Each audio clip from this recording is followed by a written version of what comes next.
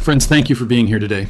We are living through a moment in history that feels increasingly uncertain, a time when the bedrock of our economic security seems to be shifting beneath our feet.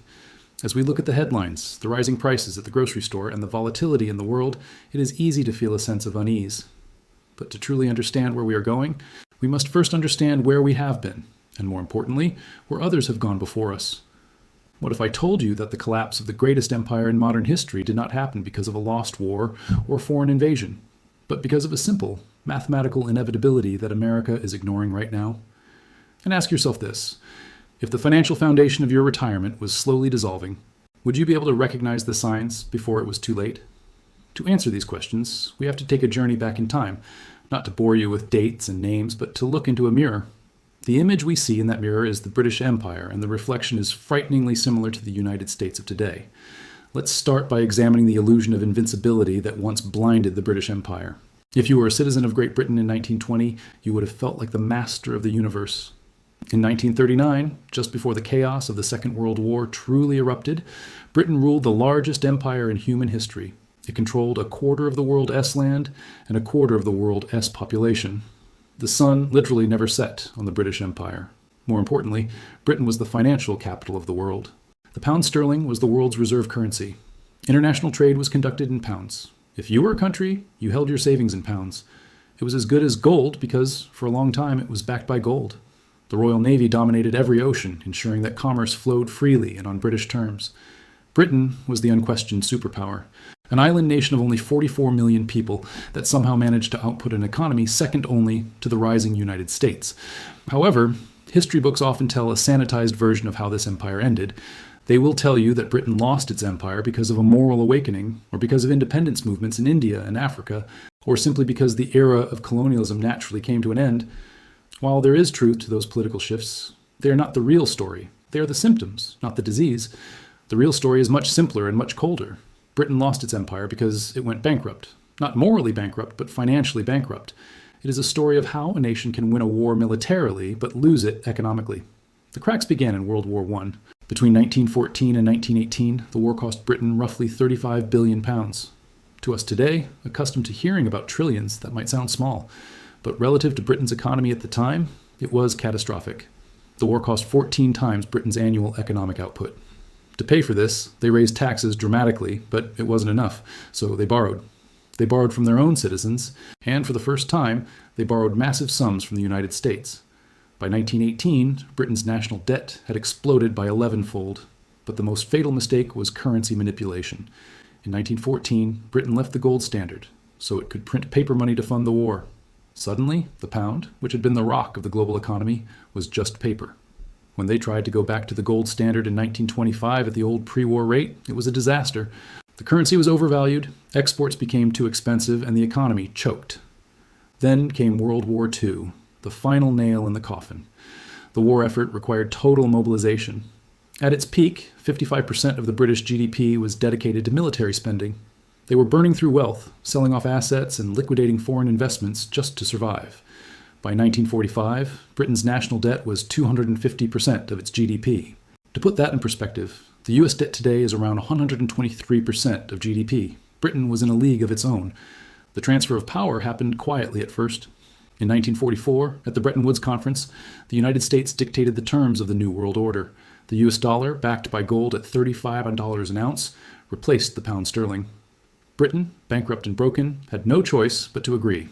They had traded their empire for survival. But the true moment of reckoning, the moment the world realized the emperor had no clothes, came in 1956. This is known as the Suez Crisis. Egypt had nationalized the Suez Canal, a vital shipping artery. Britain, along with France and Israel, launched a military operation to take it back. Militarily, it was a success. They occupied the canal zone within days. But then, the United States stepped in. President Eisenhower was furious. He didn't send troops. He didn't fire a shot. He simply threatened to sell America's vast holdings of British pounds. This would have crashed the British currency instantly. He also blocked the IMF from giving Britain emergency loans. It was financial blackmail, pure and simple. The United States delivered an ultimatum: withdraw from Suez or face total financial ruin. Britain withdrew in humiliation. In that moment, the world understood a new reality. Military strength is meaningless if you cannot afford to sustain it. Financial power is the only real power. By the 1970s, Britain was known as the sick man of Europe. The country was crippled by stagflation, high inflation, and a stagnant economy. In 1976, the ultimate humiliation occurred. The nation that had once ruled the world had to go hat in hand to the International Monetary Fund, IMF, and beg for a bailout. The conditions were harsh: austerity, spending cuts, and high interest rates. The empire was liquidated not because of ideology, but because the checks bounced. Now, having seen the fate of the British Empire, let us turn that mirror toward the United States today.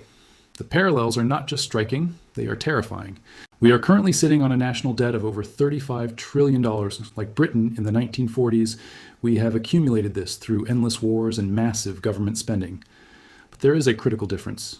Britain's debt exploded to fight existential wars of survival.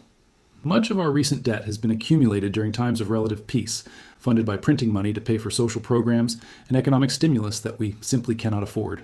We are seeing the slow erosion of the US dollar's status as the world's reserve currency. It is not happening overnight, but it is happening. The dollar has lost over 86% of its purchasing power since 1971. That is the year we fully severed the link between the dollar and gold, much like Britain did in 1914. Since then, we have been running on faith and credit. But the world's faith is wavering.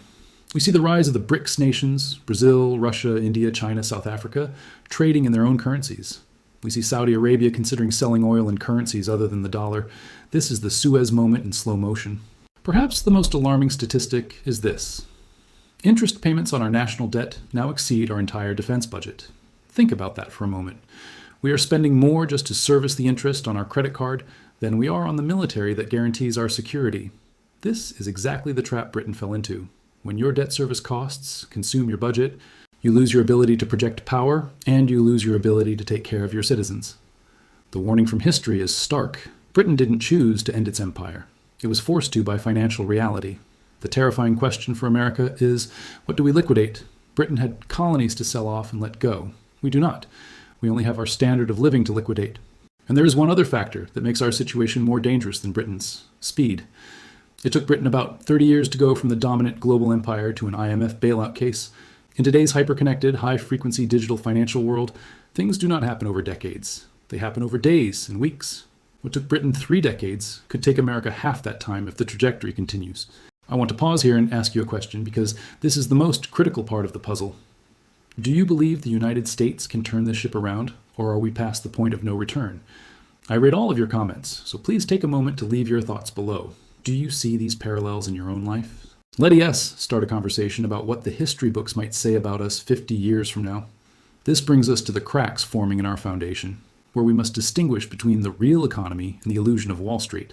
You might be looking at the stock market and thinking, but the Dow Jones is hitting record highs. My 401k looks okay. Surely things aren't that bad. This is the dangerous illusion of the K-shaped economy. The letter K has 2 arms, one going up and one going down. The arm going up represents the financial economy, the stock market, the asset prices, the things owned by the wealthy and the corporations. The arm going down represents the real economy, the wages, the purchasing power, and the daily reality of the working and middle class. We are seeing a bifurcation of reality. For the average American family, the statistics are grim. A recent analysis suggests that in major American cities, a family needs to earn between $100,000 and $140,000 just to cover basic needs: housing, childcare, food, and transportation, without falling into debt. That is not living in luxury. That is treading water. Look at the labor market. We are told that unemployment is low and jobs are being added. But if you look closer at the data, you see constant downward revisions. The government will announce, "We added 200,000 jobs," and the market cheers. But nowhere is the trap more evident than in housing. We are entering an era of what can only be described as real estate serfdom. You may have heard talk of 50-year mortgages. To a banker, this is sold as a solution to affordability. They say, look, if we stretch the loan over 50 years, your monthly payment goes down. But do the math. This is a trap. In a traditional 30-year mortgage, you build equity. By the time you retire, you own your home. It is your nest egg. In a 50-year mortgage, for the first 10 to 15 years, you are paying almost entirely interest. You are building zero equity. You are essentially a renter who pays for their own repairs. You are locked into a debt contract for the rest of your life. This destroys the primary vehicle of wealth creation for the middle class. If you cannot build equity in your home, and your wages are not keeping up with inflation, you are becoming poorer, even if the stock market says the economy is booming. Beyond the economy, we must address the technical failure at the highest levels, specifically why the Federal Reserve may be unable to save us this time. For decades, we have relied on the Federal Reserve to fix our economic problems.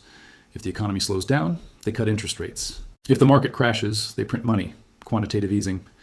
We have been conditioned to believe that the Fed is all-powerful, but recent actions suggest the Fed is making a catastrophic mistake, repeating the errors of the past.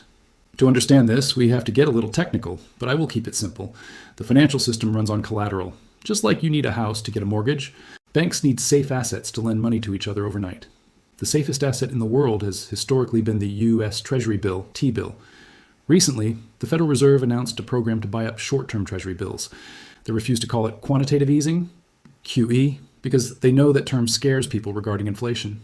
But make no mistake, when the Fed buys assets to inject cash into the system, it is money printing. However, there is a perverse consequence to this.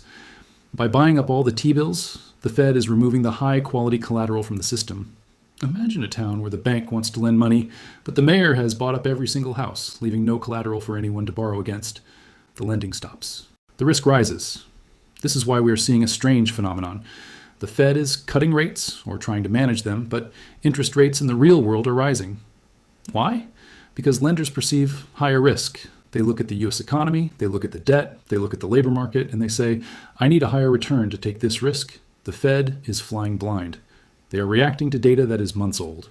They are looking at the rearview mirror while driving 100 miles per hour toward a cliff.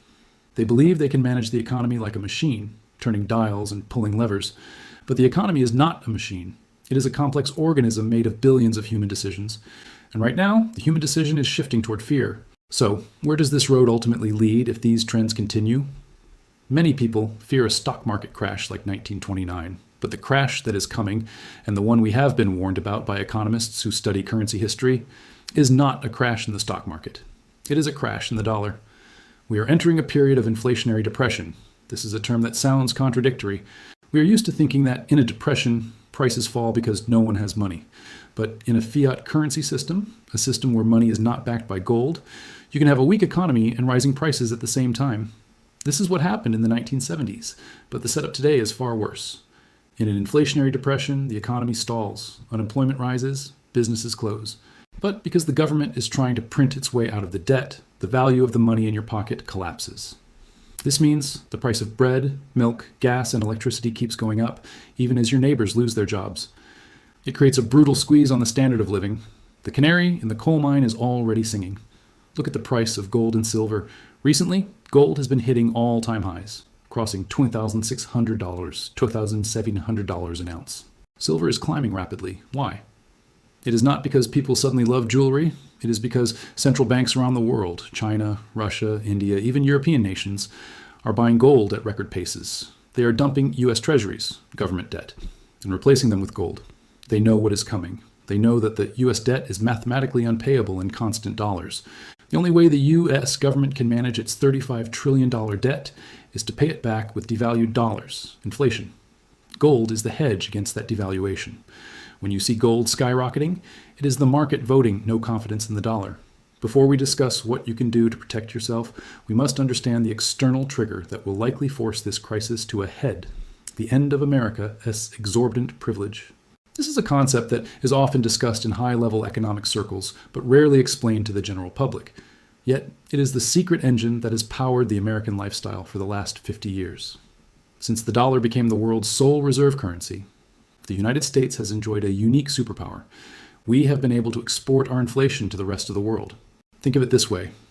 When the U.S. government prints trillions of dollars to fund deficits in any other country, that would immediately cause hyperinflation at home. But because the world, until now, needed dollars to buy oil and conduct trade, those trillions of printed dollars didn't stay in Kansas or Ohio. They flowed overseas. We sent them pieces of green paper, and in exchange, they sent us Toyotas, electronics, cheap clothes, and oil. It was the greatest deal in economic history. We got the goods, they got the inflation. But the Suez moment we discussed earlier with Britain is reemerging today in a different form. The world is getting tired of this deal. The weaponization of the dollar through sanctions has sent a chilling message to nations around the globe. If you cross Washington, your money is no longer safe. As a result, we are witnessing a rapid de-dollarization. The BRICS alliance, Brazil, Russia, India, China, and South Africa, is expanding. They are actively building a payment system to bypass the dollar. But the most critical blow to our exorbitant privilege is coming from the oil market. For 50 years, the petrodollar agreement meant that if you wanted to buy oil anywhere in the world, you had to buy US dollars first. This created a permanent artificial demand for our currency. That agreement is fracturing. Saudi Arabia is now open to selling oil in Chinese yuan. When oil is no longer priced exclusively in dollars, the world no longer needs to hoard trillions of dollars in their central banks. And here is the terrifying part for the American consumer. If the world stops hoarding dollars, where do those trillions of dollars go? They come home. Imagine a dam breaking. Decades of exported inflation could come rushing back to American shores. When those dollars return, they will chase real assets here: land, food, housing, and services. This is the mechanism that turns 3% inflation into 15% or 20% inflation. We wouldn't just be dealing with the inflation caused by our current government spending. We would be dealing with the return of 50 years of printed money that the world no longer wants. This external pressure is the checkmate. Just as the US forced Britain to its knees by selling pounds in 1956, the global market can force the US to its knees simply by refusing to hold dollars. We cannot legislate our way out of this. We cannot print our way out of a rejection of the printer itself. This is why the cost of living feels like it is spiraling out of control, because the global subsidy that kept American prices low for 2 generations is vanishing before our eyes. But this crisis is not just about financial numbers on a screen. It is about the fundamental structure of our society and your personal freedom. This brings us to a concept that is uncomfortable but necessary to discuss: the illusion of wealth versus real freedom. In the past few years, many of us have experienced a strange paradox. We looked at our investment portfolios or home values and saw them hit all-time highs. On paper, we felt richer than ever. Yet, at the same time, our quality of life felt diminished. We faced empty shelves at the grocery store, travel restrictions, and a general sense that our world was shrinking. This was a dress rehearsal for what happens in an inflationary depression. True wealth is not the number of dollars in your bank account. It is your access to goods and services. If you have $1 million, but you cannot buy lumber to fix your deck because of shortages, or you cannot buy meat because of rationing, are you actually wealthy? The danger we face is that as the dollar weakens, the government's response will likely be to tighten its grip on the economy, trading your freedom for a false sense of security. When inflation truly bites, history shows us that governments rarely blame themselves or their money printing. Instead, they blame greedy corporations, speculators, and shop owners. The political response is almost always the same: price controls. We are already hearing rumblings of this in political discourse, proposals to cap the price of food, rent, or energy to stop gouging. It sounds appealing on the surface. Who wouldn't want cheaper groceries? But as any economist will tell you, price controls do not lower prices. They create shortages. If a farmer cannot sell his corn for a profit because the government capped the price, he simply stops growing corn. The result is not affordable food. It is no food. This leads to the next phase of the trap: the digital solution. As the physical currency fails and the economy struggles, the solution proposed will likely be a central bank digital currency, or CBDC. This will be sold to us as a convenient, modern, and safe way to receive stimulus checks or universal basic income, UBI, to help us cope with the rising cost of living. But this free money comes with strings attached that would have been unimaginable to our parents. Unlike cash, a digital dollar is programmable. It gives the issuer total control over how, when, and where you spend your money. Imagine a world where your stimulus check expires, if not spent within 30 days to stimulate the economy. Or where you are blocked from buying certain goods because you have exceeded your carbon allowance or meat quota for the month. This is the H-shaped economy that some experts warn about, a bifurcation not just of wealth, but of liberty. On one side, you have a dependent class, surviving on government handouts that come with heavy restrictions on their behavior. On the other side, you have those who have positioned themselves outside the system, holding real assets, gold, and independent means of production. The tragedy of the British Empire's collapse was not just the loss of territory, it was the brain drain and the loss of optimism that followed in the 1970s. The best and brightest left for America because they wanted opportunity. If America follows this same path of restrictive controls and stagflation, where will the next generation go? The fight ahead is not just to preserve the purchasing power of your retirement account. It is to preserve the freedom to use that wealth as you see fit. Now, you might be wondering, what does all of this global shift mean for you personally? Friends, I do not share this to frighten you, but to prepare you. If you are over the age of 60, this economic shift poses a specific and direct threat to your way of life. The most vulnerable people in an inflationary depression are those on fixed incomes. If you rely on a pension, Social Security, or bond portfolio that pays a fixed interest rate, you are in the crosshairs. Let's say your pension pays you $3,000 a month. That sounds stable. But if inflation runs at 10% or 15%, real inflation, not the massaged government numbers, that $3,000 buys significantly less every single year. Within 5 years, your standard of living could be cut in half, even though your check amount hasn't changed. We may have to adjust our expectations of what the golden years look like. We might see a return to a lifestyle that is more modest, more resourceful. The days of easy, cheap consumption funded by a strong dollar may be ending. We might see Americans traveling less abroad because the exchange rate is no longer favorable. We might see families consolidating households to share costs. This is the liquidation phase Britain went through. For them, it meant the end of global dominance. For us, it may mean the end of excessive consumerism. However, there is hope for those who are prepared. History shows that during these currency crises, wealth is not destroyed. It is transferred. It transfers from those who hold paper, cash, bonds, annuities, to those who hold real assets. This is why you hear so much talk about gold and silver. They are not investments to get rich. They are insurance policies to stay rich. They preserve purchasing power. If the dollar collapses, an ounce of gold will still buy roughly the same amount of food or labor as it did 50 years ago, even if the price in dollars has added a few zeros. Furthermore, we must look at our debt. In a high-interest, high-inflation environment, variable rate debt is a killer. Credit cards and adjustable rate mortgages can destroy a retirement plan overnight. The priority must be to eliminate these liabilities. In closing, I want to leave you with a final warning. The history of the British Empire teaches us a lesson that is hard to swallow. Empires do not end because of moral progress. They end because they go broke. Britain didn't want to stop being a superpower. They were forced to stop because the math no longer worked. They hit a wall where the cost of their debts exceeded their ability to pay. The United States is currently speeding toward that same wall. We have $35 trillion in debt. We have a deficit that grows by trillions every year. We have a political class, on both sides of the aisle, that refuses to cut spending or address the entitlement crisis. They are kicking the can down the road, just as British politicians did in the 1920s and 30s. But the road is running out. The signals are all around us. The rising gold price is a siren. The not QE programs by the Fed are desperate attempts to patch the plumbing. The struggle of the young family to buy a home is the cracking of the social contract. We cannot control what the Federal Reserve does. We cannot control what Congress spends, but we can control our own households. We can look at our own balance sheets with the same scrutiny that history applies to empires. The warning from Britain is clear. Denial is not a strategy. The $35 trillion bill is coming due. Whether we pay it through austerity or through inflation, we will pay it. The only question is whether you will be holding the assets that survive the transition or the paper promises that burn away. If you found value in this video and want to help us spread this message, please hit the like button and subscribe to the channel. It really helps the algorithm show this to more people who need to wake up to this reality. Thank you for listening, and may we all find the wisdom to navigate the storm ahead.